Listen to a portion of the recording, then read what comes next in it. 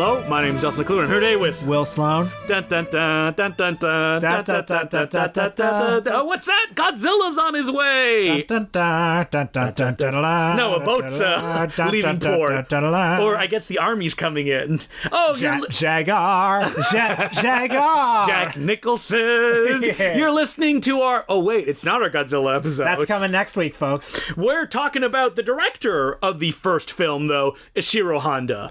Godzilla's father, although, like any success, Godzilla had many fathers. That's right. Because Ishiro Honda, along with effects supervisor Eiji Tsuburaya, producer Tomoyuki Tanaka, probably also, you could say, the musician Akira Ifukube, they were all, part of the gene pool. Yeah, of the kind of fathers that birthed the original Godzilla, and a lot of them continuing to kind of foster him, even though he turned into a child they did not want. But in Godzilla lore, in the Godzilla imagination, Ishiro Honda is regarded as, I guess, the artist, the genius. The one who, when he left the series, it became sort of vulgar. But I also think that he's treated as a filmmaker that he made one film almost accidental that is now considered a masterpiece, and then in most circles he made more films. Right. A lot of them Godzilla films, but lesser ones than the original one. He's not a filmmaker who is widely studied or understood aside from the 1954 Godzilla.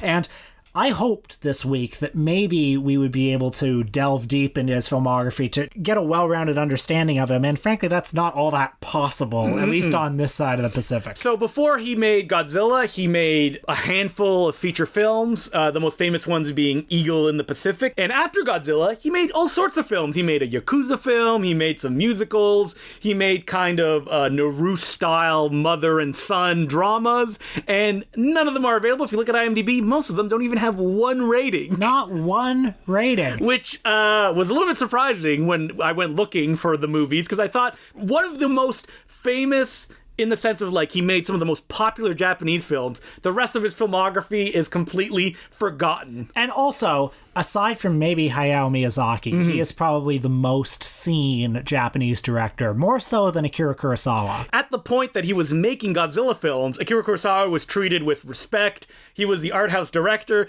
but Ishiro Honda had the biggest box office in the world of any Japanese filmmaker, and he was still treated like garbage by Toho. Yeah, but there is no corner of the earth that Ishiro Honda's movies have not played. Now, why isn't Ishiro Honda treated with much respect? Well, because he was a respectful person. That's essentially what it boils down to. If you look at any biography of Ishiro Honda, the first thing that comes to light and is by any biography, you mean the one that was written about No, him. or like if you look on just like a summary or you look at a fan magazine, they're going to talk about that. Once Godzilla became kind of a superhero, Ishiro Honda did not want to make those movies anymore. By the time he was making King Kong versus Godzilla, he was like drinking heavily because he did not want to make those movies anymore. And he still had like another 7 in him after that. But he was a journeyman, he was a company man, and the Japanese studio system, even more so than the Hollywood studio system, controlled its artists with an iron fist, told them what to do, and Akira Kurosawa was a more rebellious Well, he was director. independent as well, Yeah. that he made his films independently, and then like Toho distributed them like Senjiro and stuff like that. But, you look at the case of somebody like Seijun Suzuki, who famously brought kind of an abrasive, strange style to his genre films, and what happened? He got fired because of it. So Ishiro Honda made this one very successful movie and then kept getting assigned it. And not the sort of man who would stand up for himself, but even if he did stand up for himself, probably would have just been fired. So Ishiro Honda, to kind of like get into how he ended up that way, I mean, we can't do like a big psychoanalysis because, like you said, there was one major biography written about him, but just reading kind of the historical details, like the fact that he grew up poor and the fact that he went to film school and then was drafted in the army right when he started his first job. And then when he got back, he was actually forced to start back at the bottom when the people that he worked with at the beginning of the company, like Akira Kurosawa, were already moving on to directing stuff. And then because Ishiro Honda had the bad luck to be part of a platoon that rebelled, which he did not do, he was treated like garbage by the Japanese government and was drafted twice during the Chinese-Japanese War and then again during World War II. And he went back every time, even though that he would tell his friends and family, like, I just want to rip this up, but I'm just going to go and I'm going to be there. I will do what is asked of me, but I will do no more. And supposedly his humanist kind of perspective on life came from being in World War II, where he did such crazy things as he ran a brothel for a while, which the Japanese government actually denied ever happened, that they installed brothels during World War II, but they did. And Ishiro Honda actually wrote an article about it in 1966 about his experience of having to deal with these women who were put into forced servitude. There were essentially slaves, by the Japanese comfort women, by the Japanese government.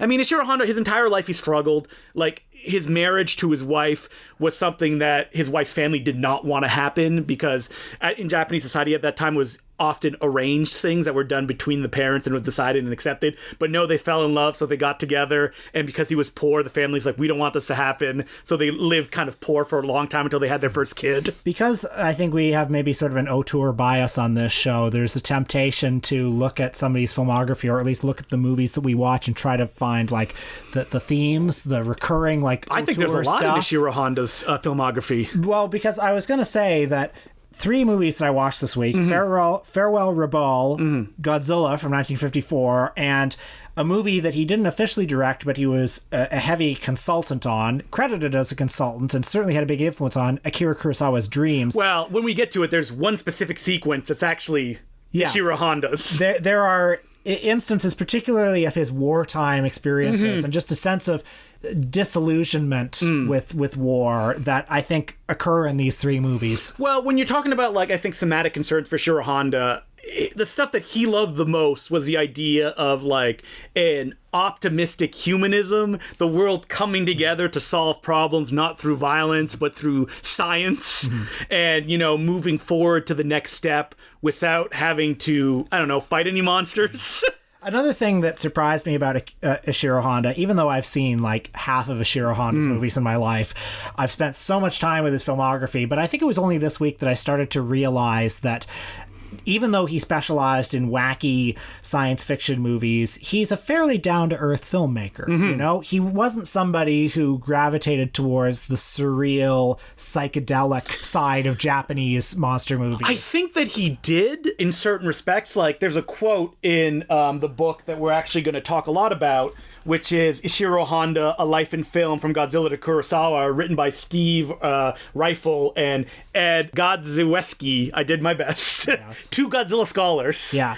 Is that, like, he would say stuff like, I just want to make the red shoes. So, like, that idea of surrealism, I think, is something that attracted him, but he didn't go there because he was working within the studio system and he didn't want to step on any toes. But also, in the Godzilla movies that he directed, without getting into them too much, he was a more down-to-earth, like, he took Godzilla very seriously. He wasn't into the side of Godzilla who would, like, slide across the landscape. No, he didn't like any of that stuff. Well, I mean, the film that we watch earliest in Ishiro Honda's career is Farewell, Rabaul, a film from 1954, which is kind of like Only Angels Have Wings, kind of like 12 O'Clock High, about a platoon of World War II fighter pilots realizing that they're not going to win World War II because the Japanese government does not care about their human lives. Yeah, it's set in a base in New Guinea, and the main character is named Devil Wakabayashi. Devil is his nickname, played by an actor named Ryo Ikebe, who is in, I think, Ozu's Early Spring. He leads the squad, and he's a very dedicated airman, a bit of a hard ass. Yeah, it's like... the beginning of the movie deals with one of the soldiers, like, crashed his plane, and he's probably still alive, and they want to go save him. It's like, we can't do that because it's going to waste our men. We're only here to fight the American pilots. And he doesn't like all of the people under him who are carousing and boozing at the local the local house of ill repute. But things change when suddenly they shoot down an American pilot who's been creating a lot of trouble, played by... the worst actor.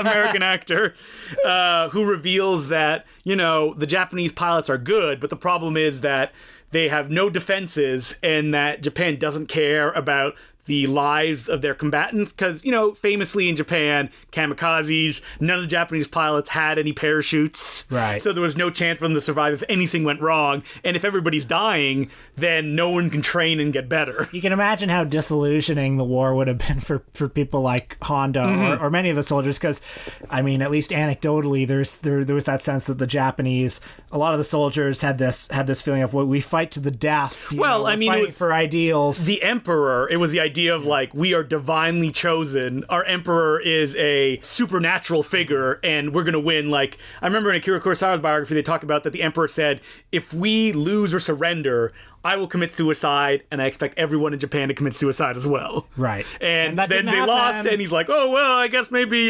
divine is different. Yeah. And Ishiro Honda wanted none of this. Ishiro Honda, like, supposedly he would convince himself during World War II that, like, oh, the bullets aren't getting that close to me. Like, as long as I don't really fire back that much and I don't try to get into combat, I can't get hurt. He missed his boat at one point, and the boat that he missed got torpedoed and everybody drowned on it. So, like, death was around every corner and was terrible. And, you know, a movie like Farewell, Rabaul, what's great about it is that you do get that, like, anger in it, a kind of anger that Ishiro Honda wouldn't really revisit very much. Yeah. This, like, this is wrong, why are we doing this? I really like this movie. Like, visually, it's very beautiful, and there are a lot of really cool dogfight scenes by the Godzilla effects supervisor, Eiji Tsuburaya. Yeah, because they had worked on Eagle in the Pacific, another World War II movie about a general who didn't want to get into World War II. And the dogfight scenes, like actual stock footage of the war, will be interspliced with scenes of, you know, little toy planes. I mean, when we're talking about Honda, especially early on in his career, what he was very well known for was a documentary realism to what he was doing. Like, when people talk about this, or they talk about, like, Godzilla, there's like almost like a newsreel feel to it. Yeah. So, like, you know, in this movie, in Farewell, when they're having dogfights, like, it's not like, oh, we need to use stock footage. It's like, no, I want this to feel real. Yeah, well, the movies, Godzilla and this one, are both very beautiful, but they're not ostentatious. No, they're not. Yeah. I mean, Honda, when he worked at Toho early on, he did make a bunch of documentaries before he got to his first feature film. And it's only after Godzilla that opportunity completely disappeared. What were his documentaries about? I think they were about pearl diving, and they were about, because his first feature film was The Blue Pearl, but I don't remember exactly because the titles are in Japanese. They have no English translation to my mind, but yeah. It's so frustrating to me that most of these aren't available. They exist, by the way. They're not lost. No, because in the book, the two authors, they review all of these films, so they're somewhere. But it's just crazy to me that, like, Godzilla fandom ends with Godzilla. There's no interest in, like, discovering the rest of the person who made them all's filmography. Because that was kind of exciting to me about watching Farewell Rabaul, because it has elements. It has some of the seeds that you can see would blossom into Godzilla a few months later. But I would be fascinated to know, like, what happened after Godzilla. Yeah. Like, how did he explore? And, like, you know, the producer of the Godzilla film said that if Honda hadn't made Godzilla, he would have probably become like a Naruse and just doing dramas all the time, which, to be honest, Honda would have probably been more happy doing. Yeah. So he made Godzilla in 1954, and this is the only Godzilla movie we're going to talk about on this podcast. Yeah, we're not going to touch any of the other ones because we're going to do a whole episode next week. Because Godzilla, this original one, even though later movies try to, like, recapture the magic, they don't even get close to this first Godzilla picture. Yeah, this is a great movie, you know? It's one that, you know, rewatching it again this week, what you really get from the beginning is that, like, there's not even a protagonist. What Honda is just showing on screen is, like, this push and pull of bodies, these masses of people, like, wondering if their loved ones died on the boat or reacting to bodies washing up on the shore, which is the exact opposite of the American cut, where you have Raymond Burr as a central figure in it. Right. In Honda's original version, there's more of a sense of danger because for a while, you don't have a figure to kind of focus on and follow through the story. And I would say around the 30-minute mark, there comes into focus this love triangle between a woman, her handsome friend, who's maybe a prospective boyfriend, but also her fiancé, who she's known ever since she was a child. Snake Plissken himself.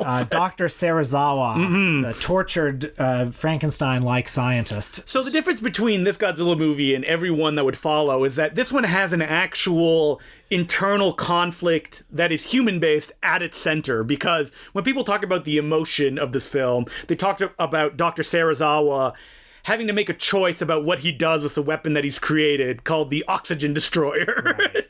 So you have all this Godzilla stuff going on, captured in, like, glimpses, and you kind of see him here or there, his head poking over a hill at one point. Yeah. But it's not until later on, when he finally attacks Tokyo, that the whole, like, kind of horror and majesty of him just appears on screen. I mean, we're not going through new ground when we say, like, this is a metaphor for the nuclear bomb and what Japan was going through. But, I mean, this is one of the reasons why I think think movies are an interesting art form. It's the fact that, Hiroshima and Nagasaki get bombed in 45. 9 years later, this movie emerges. I mean, I can't remember who said it, but I heard somebody refer to the movies as they're like the national dream beat or something like that. And probably Martin Scorsese or something like that. Yeah. And this is what a society that has been bombed with nuclear weapons dreams after 9 years. Well, Honda actually didn't even show any footage of Hiroshima or any of those actual nuclear blasts until I believe Frankenstein Conquers the World or War of the Gargantuans. One of those ones dealt with it directly. The original Godzilla is also fascinating because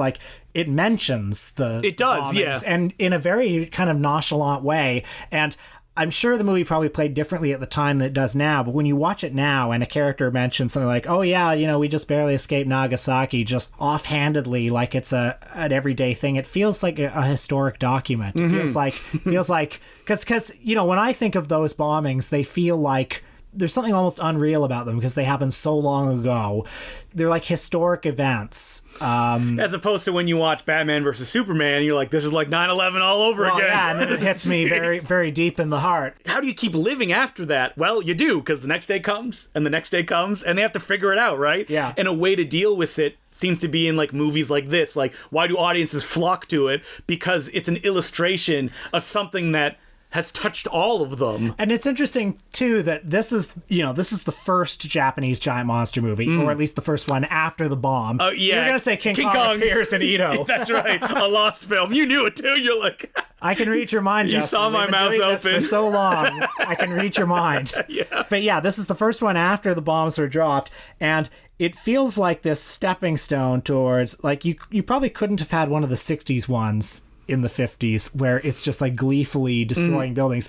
There has to be one to just put the idea out into the world. What if we had a giant monster destroying a cityscape? Well, the Godzilla in this film looks horrifying. He looks like a monster, and it's still a big guy in a suit and also a puppet head that looks nothing like the guy in the suit. The Godzilla series would never recapture the magic of this one, the specific magic of this one, because Godzilla, there's not a lot that's joyous. Well, there's no personality to him. Yeah, he's just a monster, just walking, roaring, just moving forward with no real goal. All the ones after this Godzilla would be chest thumping and hopping. Much to Ishiro Honda's horror. Doing fun stuff. But yeah, this one he's just a brute. And it's filmed in black and white, so you're aware that it's a guy in a rubber suit, and it's very darkly photographed. Documentary style is something weird, right? Because when I think of that, I think of handheld and we're capturing Cloverfield, right? But that's not when people usually use that term. That's not what they mean. They mean something that has a kind of unexplainable realism to them.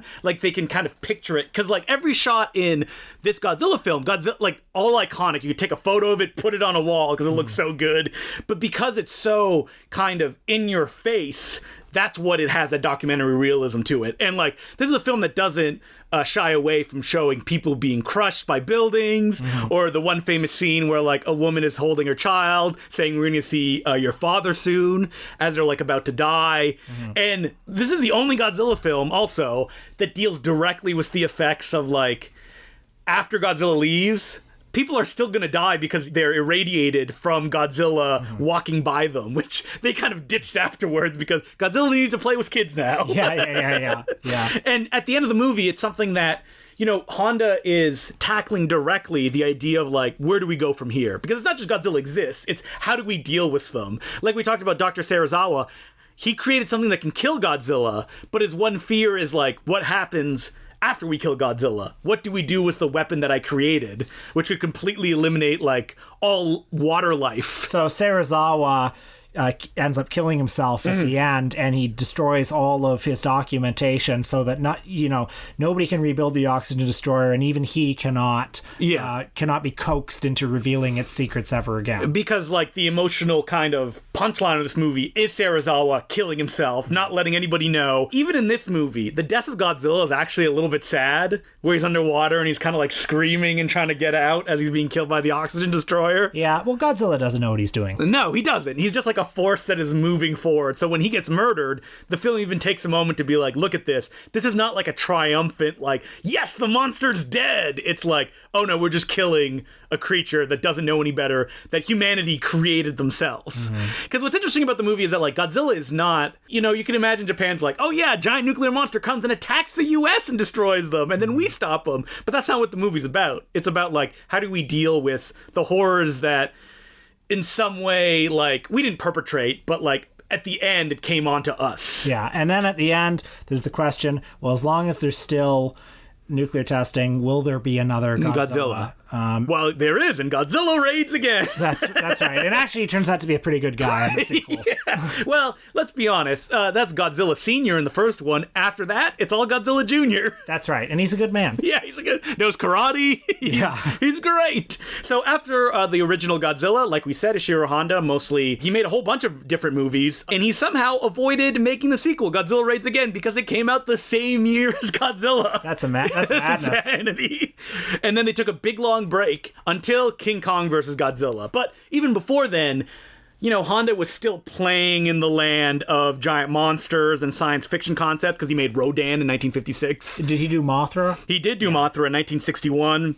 He, of course, did War of the Gargantuas, Frankenstein. He did The Mysterians, which was a big hit. I mean, Ishiro Honda's favorite films that he made were the science fiction ones that didn't have any really big monsters, like Gorath, which is about, like, the Earth trying to push out another big planet out of the way. Actually, Gorath has a giant walrus at one point that, like, destroys a tank. I revisited Matango. Attack of the Mushroom People. I sort of revisited it with, like, one eye. Like, I was falling asleep, you know, because it's pretty boring until the end. Well, I mean, Matango is, you know, it's Honda's most negative picture. He actually came back to it after a break of a couple of years from movies, and it's like, he just wanted to put his all in it, and it's a story of terrible people who, you know, if you're looking at a cinema, like, metaphorically, it's like, okay, we're bad, and to continue to survive, we have to move to, like, a different level of badness. Like, maybe being a mushroom person isn't that bad, and if that's the only way to survive, maybe you have to do it. And even if you fight with all your might not to be a mushroom person, guess what? At the end, you're still a mushroom person.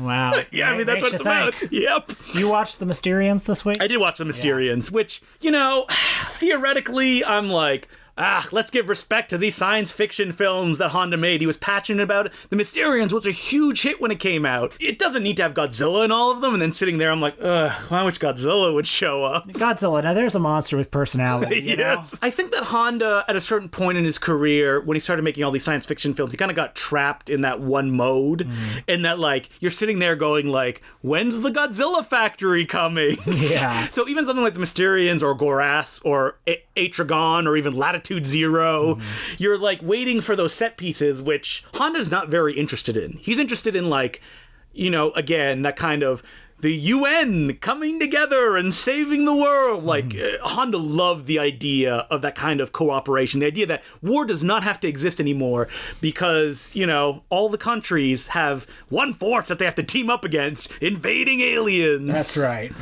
So we mentioned a little bit earlier that Honda later on in his career teamed up with Akira Kurosawa. And they were best friends for many years. I think... Well, they kind of broke off after he came back from World War II. But Honda's, I think, last film as a director was Terror of Mechagodzilla in 1975, which was also the last Godzilla movie for a decade. So Toho, not only was Ishiro Honda super respectful to them and he did whatever they wanted, he turned jobs down. Like, there was some stuff that he's like, I don't want to make this.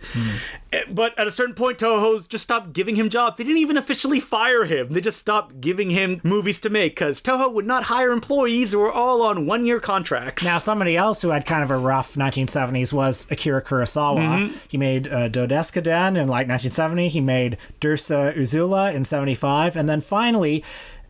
for the first time in a decade getting funding in Japan, although also he got some funding from George Lucas, he got to make Kagemusha in 1980. Yeah, and so it came about because Ishiro Honda and Akira Kurosawa, they went to the same golf course. They started hanging out together, chit-chatting, and everybody who knew them were like, I don't understand how they're friends because they are complete opposites. Ishiro Honda never, ever lost his temper. Like, that's what he was known for. Akira Kurosawa, would lose his temper if a little breeze came across. But together, they were like a power team. And they never fought with each other. No, they never fought with each other. So when Kurosawa was able to make Kagemusha, his probably his biggest production, at least in terms of budget ever at that point, he brought in Honda as his... I'm not sure what the official job title was. Yeah, I think it's like assistant director, but people on set said he was basically like co-director under Kurosawa. Right, because it's Kurosawa's vision. Mm-hmm.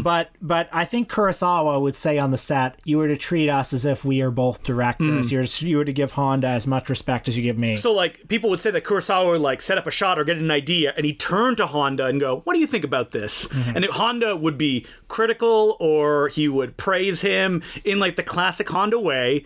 And they just were able to continue working like that from Kagemusha to, I don't have the exact list of movies in front of me. Ran, and, Dreams, which we both watched. And Rhapsody in August after that. And then there was one more. Matadayo was the last one. And their skills complemented each other. Whenever Akira Kurosawa would get angry or upset, Honda would be the conciliatory force. Honda was, skilled in special effects. He did a lot of scenes of, wrangling, like in Kagemusha, a lot of the big, like, battle scenes, crowd scenes. He wrangled. I'm not sure how much this is documented. I'm not sure how much proof there is of it, but there are scenes that he is said to have basically directed. Yeah, there's some scenes where, like, Akira Kurosawa was either so angry or he was sick, and Honda just kind of, like, took over. Yeah. I mean, there's some anecdotes we missed about Honda and Kurosawa, like the fact that at one point in time, it was rumored that Honda was going to direct Throne of Blood because Kurosawa was doing like his independent production. He wanted to give a bunch of projects to a bunch of people. There's also the fact that Honda, early on in Kurosawa's career, directed all the neorealist scenes in Stray Dog. Wow. The one where Mifune is like looking for his gun. Everyone remembers the montage at the beginning of that movie. Yeah. And Kurosawa was very open. He's like, oh, Honda directed all that. Like, he's the one who put that all together. So, in 1990, there is Akira Kurosawa's Dreams, on which Honda is credited in the opening credits as creative consultant. This is a film that is, I think it's 6 or 7 vignettes, allegedly based on dreams that Kurosawa had, and they're all sort of surreal, and they get increasingly apocalyptic as they go along. The movie is actually probably best remembered today for the fact that Martin Scorsese plays Vincent van Gogh in that scene. Do you know that Martin Scorsese, there's a photo of him and Honda that he took on set that Scorsese asked for it, and he said, you're really the only reason I came here to take this photo. That's cute. Yeah. And there's a segment where it's a man walks through a tunnel and he reaches the other side, and then suddenly a dead soldier comes to see him, and he's like, all right, I'm ready, Commander. What do you want me to do? And the soldier is like, oh, you're actually dead. And then they have an argument about the fact that, like, oh, but I can't be dead. I have this memory of, I went to visit my family. And then the Honda proxy, because this is obviously something that Honda told Kurosawa, because Kurosawa never went to the Second World War.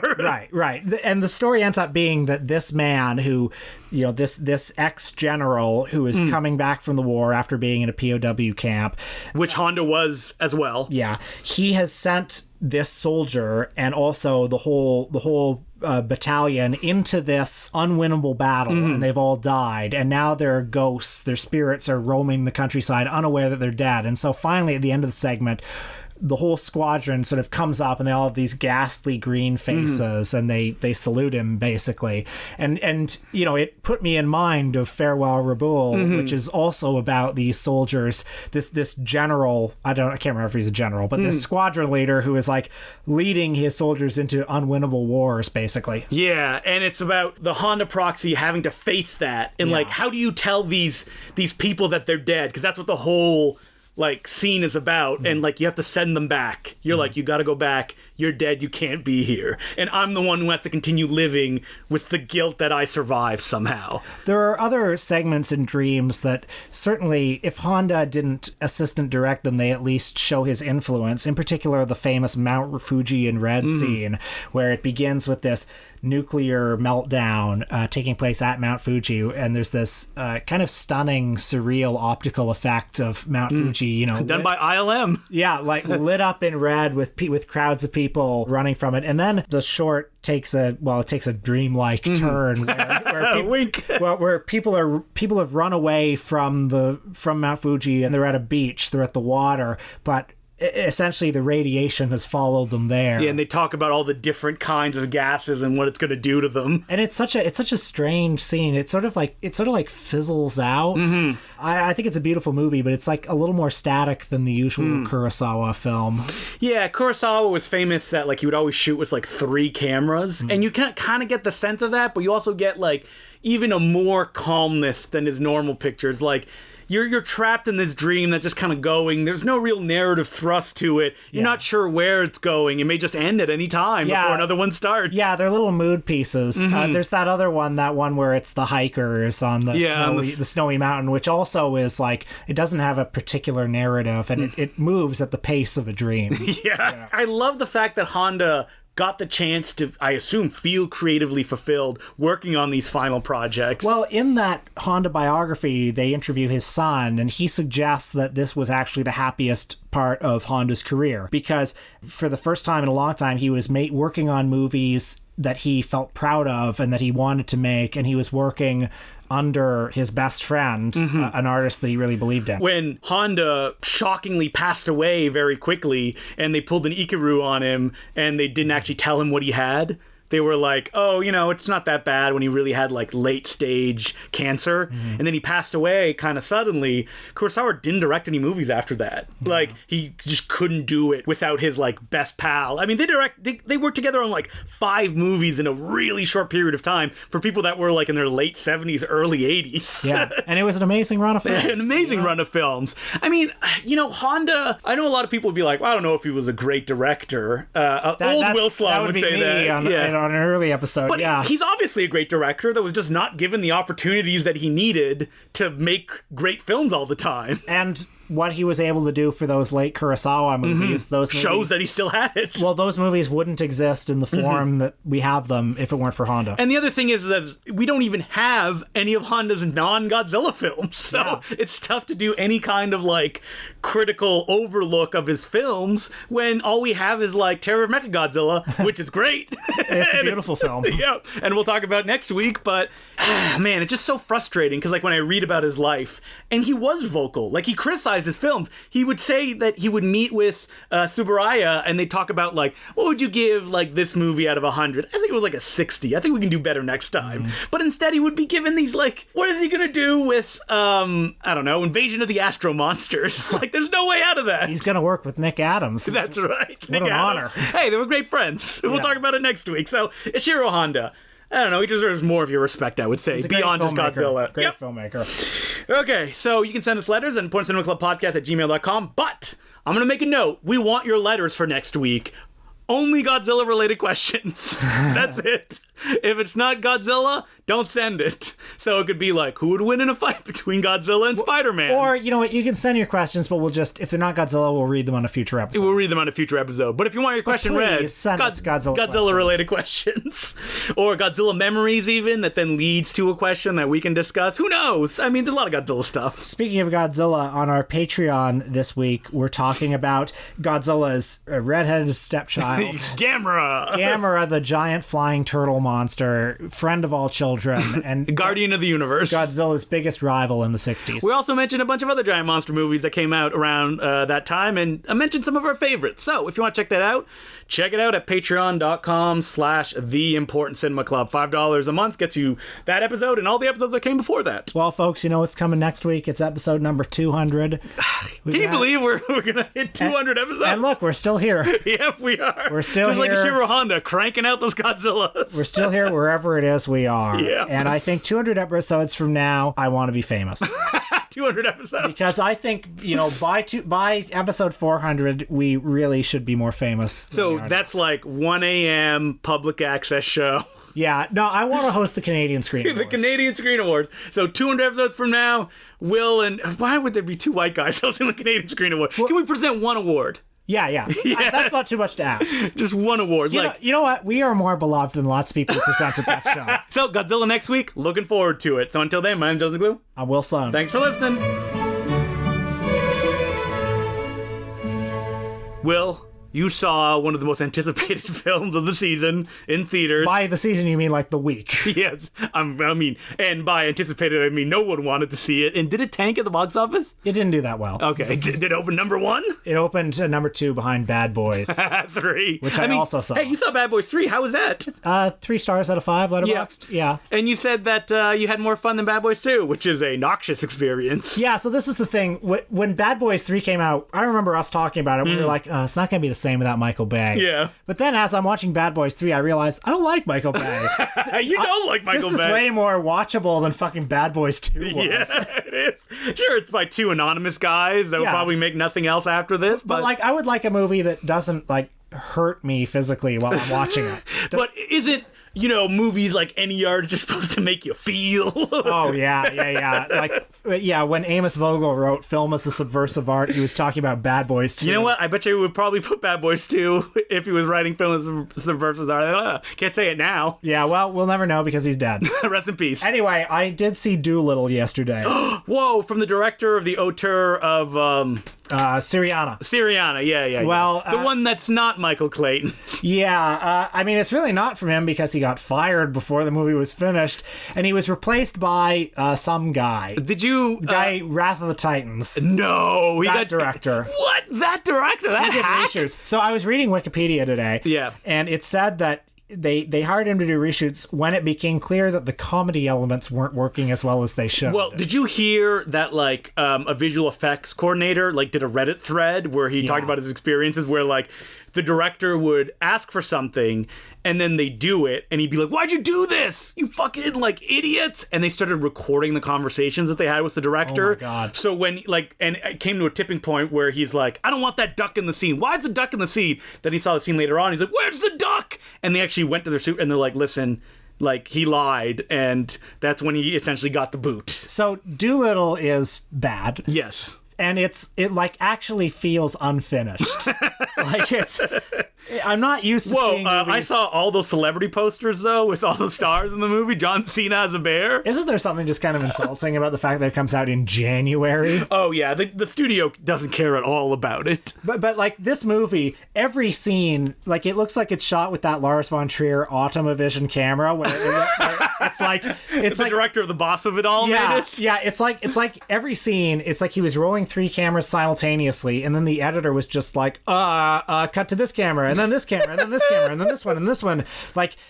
It's a chaotic visual experience, and also it's 102 minutes long, and I bet 40 minutes was cut out of it. It's 102 minutes, not even 2 hours. That is unbelievable. Because every plot point is just carelessly rushed through, and also it's clearly one of those movies where they added a ton of jokes in post-production. Oh, so off screen someone saying something? Like that Patton Oswalt routine. Yeah. So they're constantly in this movie there are just scenes where there will be a dramatic moment that's happening and then it'll cut over to a monkey who says, so that just happened.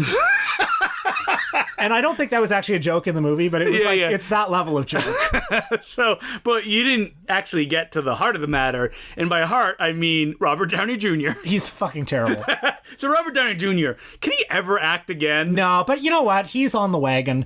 Yeah. He's more interested in making money these days. Doesn't he have enough money? Making money is part of his recovery, and I respect that. What was the other film, the one he made between all the Iron Mans and stuff like that? The Judge. Yeah, that's right. Tiff Gala opening film. And I feel like that was the movie. Its failure perhaps broke him forever. After that, he was probably like, all right, I'm just not going to do real movies anymore. Oh, you God. Fuckers, if you don't want that. Yeah. This is what I'm going to give you, Doolittle. And the failure of this movie reminds me of how much does this movie cost? $175 million. $175 million. Yeah, and it looks like dog shit. Some of the worst special effects I've ever seen. So this is Pictures of the Revolution, the Mark Harris book. Yeah. The linchpin is Richard Fleischer's Doolittle. And in that book, it's about the 5 Best Picture nominees that year. So Bonnie and Clyde, The Graduate. I can't believe that Dr. Doolittle was nominated for Best Picture. Dr. Doolittle was nominated for Best Picture because the studio basically said to all their employees, listen. Oh, yeah, we're going to fire you if you don't vote for it. There will be layoffs, so you better vote for this movie. Hey, what if suddenly the Oscars make an announcement? They're like, most popular films coming back. Look what's nominated. Dr. Downey Jr. Doolittle. Yeah. I mean, the difference between that is I guess do people like the original Doctor? There has to be people. Well, I'm sure there are some people who watched it when they were kids who like it. But, drunken Richard Burton just kind of like mumbling through all his songs.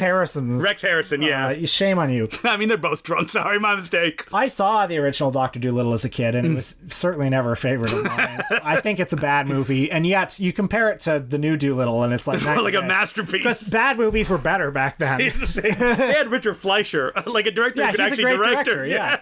And who directed the Eddie Murphy Dolittle, which I had completely forgotten about. I don't know who directed that. But it had a sequel as well. That's right. Which Eddie Murphy reappeared in. Yeah. So it was enough of a success to like bring him back, and it's completely like just gone from my memory. Yeah, they should have just got Eddie Murphy back. Yeah, he's just like Shaft, the new one where he's like handing the baton to Robert Downey Jr. Yeah, I like that in this new Doctor Dolittle they went back to the source, so it's based on the actual books, as if anybody cares. Yeah, it's like what is it, Bram Stoker's Dracula?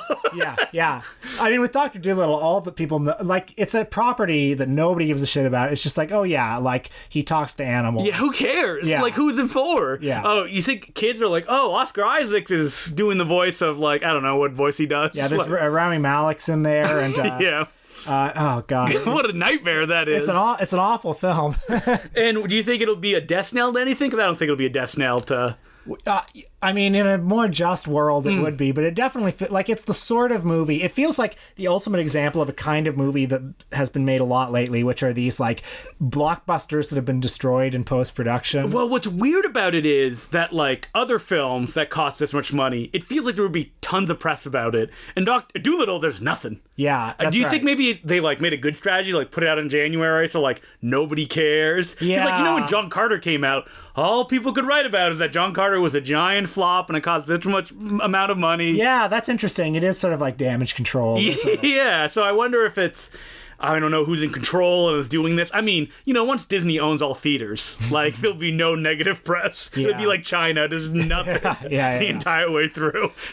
But I do think that this new Dolittle, it's like, there are movies like Suicide Squad or Justice League or even The Rise of Skywalker where they like the scars of the post-production process are very evident in them. And this just feels like the biggest example of that. But I feel like that's always existed, but maybe only recently are we becoming aware of it. I mean, these examples I just listed off, like Justice League in particular. Oh, God. I mean, that is a disaster zone. But, like, you hear that stuff happens all the time, but you just don't hear about it. Well, Rogue One looks pretty seamless. Mm-hmm. That was another movie. You wouldn't know, but, like, a whole director, came in and, like, reshot it all. Yeah. Or, you know what? On the other hand, I think that now you can't make like mid-budget films that'll make a little bit of money. It has to be like the biggest blockbuster ever. Yeah. And because it's the biggest blockbuster ever, everyone's doubting themselves. So, it's like, we can't make any mistakes. So instead it's like, oh my God, my child's going to run this marathon and I don't want anything to go, so let's chop his legs off. Yeah, Dolittle definitely feels like a movie where they're deathly afraid that the audience will be bored for a second at any time. Because there is always, it's an assaultive experience. Yeah, at the end of the day, what they're worried about is that, like, if it fails and we just let it go on, does it look worse if we tried to fix it? Because, like, you rarely hear the story of, like, yes, we brought in a new director and he saved the movie. Like, that never happens, does it? No, it never seems to. No, but they keep doing it. Except for Rogue One, I guess. Which I didn't even like. But, me neither. But obviously it worked out for the people who liked it. Yeah.